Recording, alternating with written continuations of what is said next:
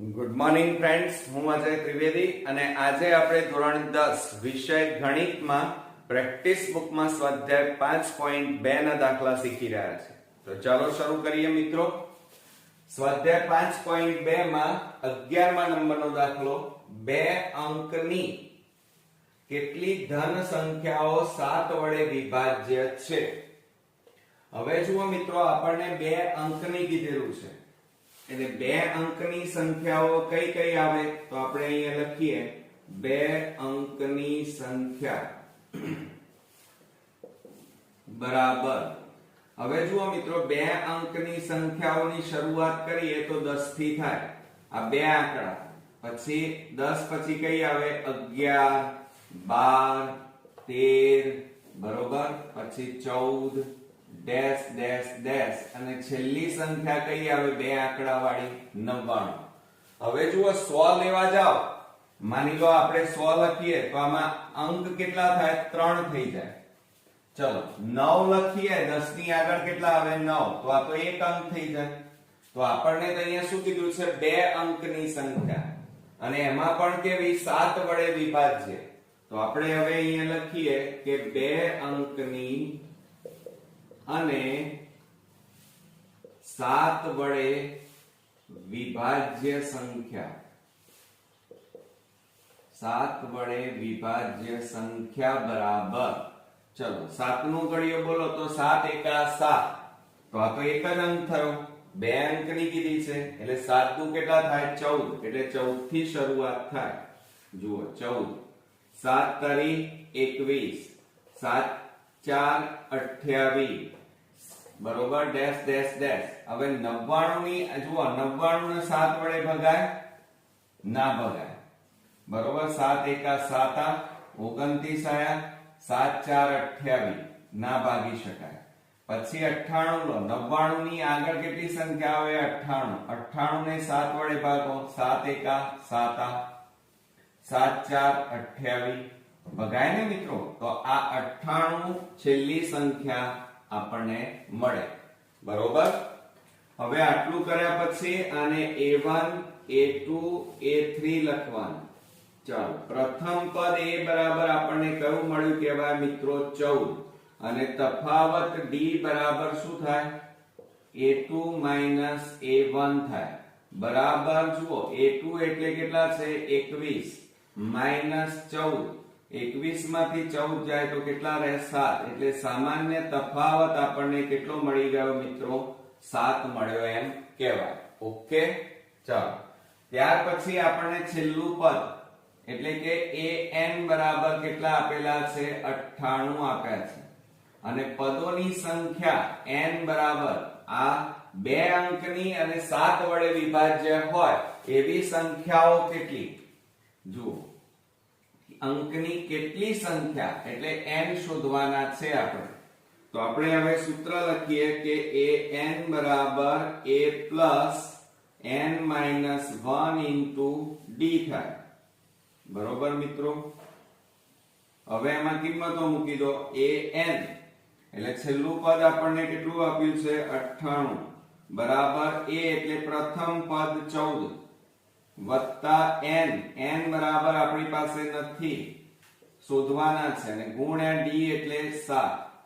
ચલો 98 બરાબર 14 વત્તા, હવે આ 7 નો આ બે સાથે ગુણાકાર કરો, 7 ગુણ્યા n એટલે 7n માઈનસ 7 એકા 7 માટે 98 બરાબર 14 ઓછા 7 થાય એટલે 7 વધે, અને વત્તા કેટલા આવે 7n. હવે મિત્રો આ 7 ને આ બાજુ લઈ જાઓ તો 98 પ્લસ છે એટલે આ બાજુ આવે તો માઈનસ બરાબર 7n. 98 માંથી 7 બાદ કરી નાખો તો કેટલા વધે મિત્રો 91 બરાબર 7n. હવે આ 7 ગુણાકારમાં છે, આ બાજુ જાય તો ભાગાકારમાં, તો 91 ભાગ્યા કેટલા આવે 7 આવે. 7 છેદ ઉડાડો 13 7 91 માટે n બરાબર કેટલા આપણને મળે 3. તો એનો મતલબ એ થયો કે આપણે જવાબ લખીએ 13 સંખ્યા મળે.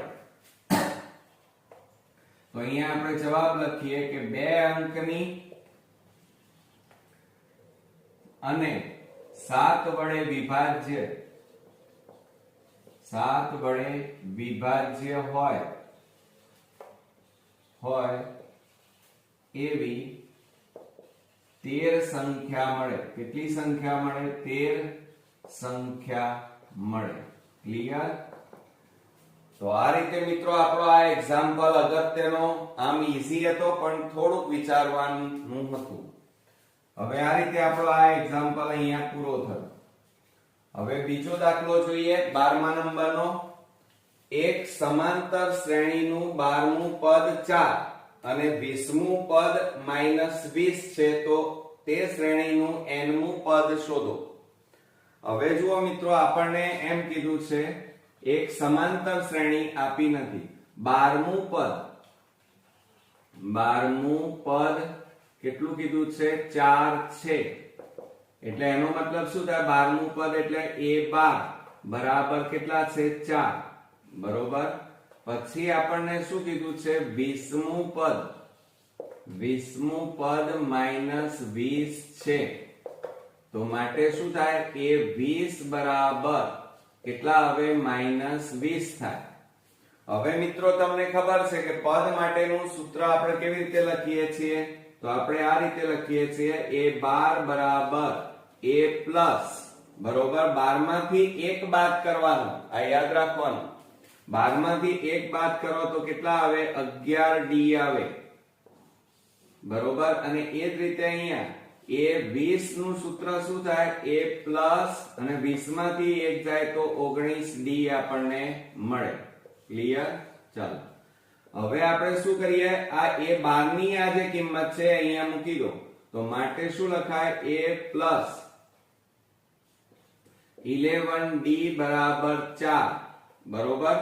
અને સમીકરણ નંબર કયું આપી દઈએ? 1. ક્લિયર? ચાલો, અને સમીકરણ 1 આપ્યું. અને હવે આ 20 ની જગ્યાએ આ કિંમત મૂકો તો a પ્લસ 19d બરાબર કેટલા છે? -20. અને સમીકરણ નંબર આપણે 2 આપી દઈએ. સમીકરણ નંબર 2. હવે મિત્રો આપણે સ્વાધ્યાય 3 ની અંદર જે સમીકરણોની લોપની રીતો આપણે કરતા હતા એ રીતે આપણે અહીંયા કરીએ તો શું થાય? જુઓ, a પ્લસ એટલે બાદબાકી લઈએ તો સમીકરણ 1 અને સમીકરણ 2 ની બાદબાકી લેતા ચલો તો શું થાય? a પ્લસ 11d બરાબર 4 અને બીજું સમીકરણ a પ્લસ 19d બરાબર -20. હવે મિત્રો જ્યારે બાદબાકી લેતા હોય ત્યારે ચિહ્નો બદલવા પડે. તો જુઓ, આ પ્લસ છે એટલે માઈનસ થાય, પ્લસ એટલે માઈનસ, અહીંયા માઈનસ છે એટલે શું થઈ જાય? પ્લસ. હવે આટલું કર્યા પછી તમારે શું કરવાનું? જુઓ, આ માઈનસ એ પ્લસ એ ઉડી જાય. -19 અને આ +19 એટલે બાદબાકી થાય. 19 માંથી 11 જાય તો કેટલા રહે? 8d વધે અને મોટી સંખ્યા આગળ માઈનસ. પ્લસ માઈનસ શું થાય? એટલે કે પ્લસ પ્લસ જ છે બંને. 20 વત્તા 4 એટલે કેટલા થાય? 24. માટે હવે જુઓ મિત્રો, આ -dm ના m બરાબર આ 8 ગુણાકારમાં છે, પેલી બાજુ લઈ જાઓ તો ભાગાકારમાં જાય તો 8 ભાગાકારમાં મળે. હવે આપણે છેદ ઉડાડી દઈએ. 8 3 24 થાય. માટે d બરાબર આ માઈનસ ને પેલી બાજુ લઈ જાઓ તો d બરાબર આપણને કેટલા મળ્યા મિત્રો? 3 -3 મળે. ઓકે. હવે આ સામાન્ય તફાવત મળ્યો. હવે આપણે પ્રથમ પદ આપણે શોધવાનું છે મિત્રો. તો હવે પ્રથમ પદ શોધી કાઢીએ. પણ પ્રથમ પદ શોધવા માટે તમારે શું કરવું પડે? તો ધ્યાન આપો. આ જે d ની કિંમત છે એ d ની કિંમત સમીકરણ 1 માં મૂકી દો. સમીકરણ 1 માં મૂકતા આપણું આ જે સમીકરણ 1 છે એમાં મૂકો તો આપણે અહીંયા લખીએ a પ્લસ 11d બરાબર 4. આ સમીકરણ 1. એમાં કિંમતો મૂકો તો a પ્લસ 11 કૌંસમાં d ની જગ્યાએ કેટલા મૂકવાના -3 બરાબર 4 અને માટે a પ્લસ માઇનસ માઇનસ 11 તારી 33 બરાબર 4 માટે a બરાબર 4 માઇનસ 33 પેલી બાજુ જાય તો પ્લસ 33 માટે a બરાબર 33 ને 4 કેટલા આવે 37 ક્લિયર તો આ રીતે આપણને a મળી ગયું મિત્રો હવે આપણને શું કહે છે શ્રેણીનું nમું પદ શોધો હવે જુઓ આપણી પાસે a પણ છે અને d પણ છે પણ શ્રેણીનું nમું પદ આપણી પાસે નથી તો હવે આપણે શું કરી નાખીએ ધ્યાન આપો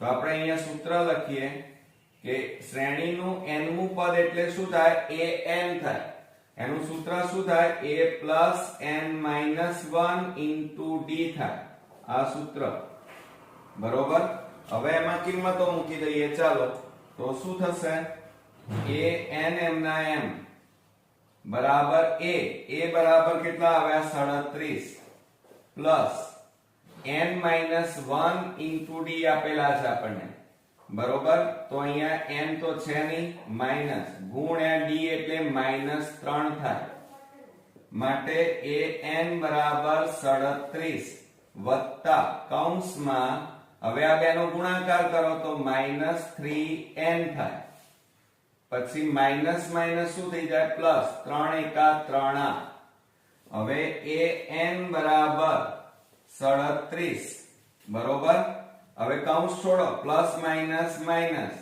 3n અને પ્લસ પ્લસ તો પ્લસ 3 ના 3 હવે જુઓ આ n બરાબર આ 37 વત્તા 3 ઓછા 3n પદોની ગોઠવણી કરી હવે શું થાય an બરાબર 37 વત્તા 3 કરો એટલે કેટલા થાય 40 થાય ઓછા 3n તો મિત્રો અહીંયા આપણને જે માંગ્યું છે nમું પદ કયું મળે આપણને an બરાબર 40 - 3n મળે ઓકે આવડશે મિત્રો તો આ રીતે આપણા બે અગત્યના દાખલાઓ અહીંયા પૂરા થયા નેક્સ્ટ વિડિયોમાં નવા એક્ઝામ્પલ સાથે ફરી મળીએ ત્યાં સુધી ગુડ નાઇટ ફ્રેન્ડ્સ